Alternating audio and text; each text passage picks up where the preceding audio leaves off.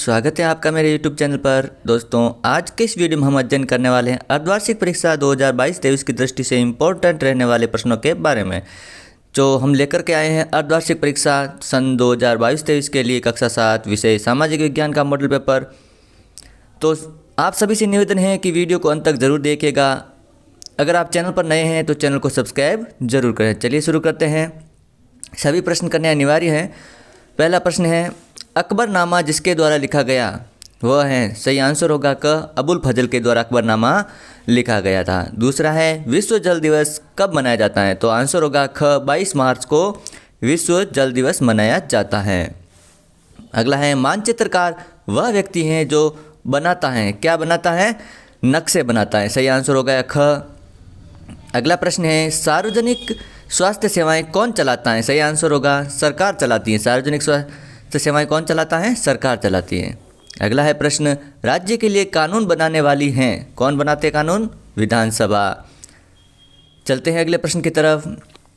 रिक्त स्थानों की पूर्ति कीजिए। पहला है, संविधान दिवस 26 नवंबर को मनाया जाता है। भारतीय संविधान के अनुसार सभी लोग समान हैं। सवाना घास स्थल अफ्रीका में पाए जाते हैं। राजस्थान में खेजड़ी वृक्ष को कल्प वृक्ष के समान माना जाता है। वर्तमान में भीलवाड़ा को वस्त्र नगरी के नाम से जाना जाता है। चलते हैं अगले प्रश्न की तरफ। निम्न कथाओं के आगे सत्य असत्य अंकित कीजिए।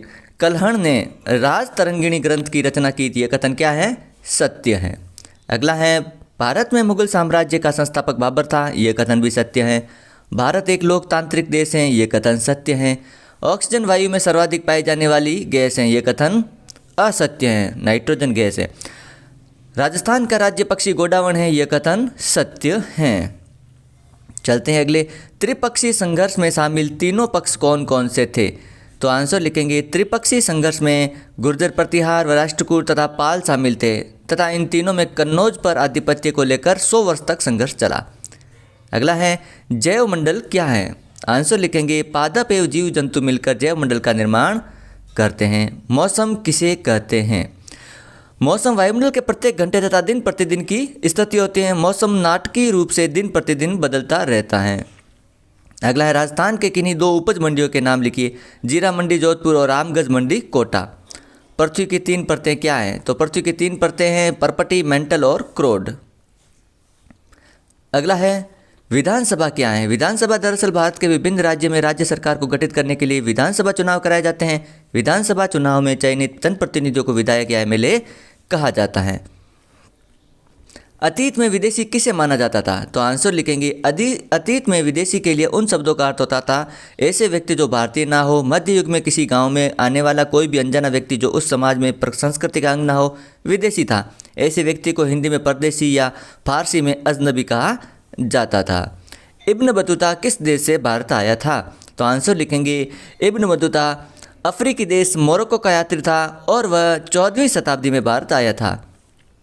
वायुदाब क्या है, तो आंसर लिखेंगे, पृथ्वी की सतह पर वायु के द्वारा लगाया गया दाब वायुदाब कहलाता है। वायुमंडल में ऊपर की ओर जाने पर दाब तेजी से गिरने लगता है।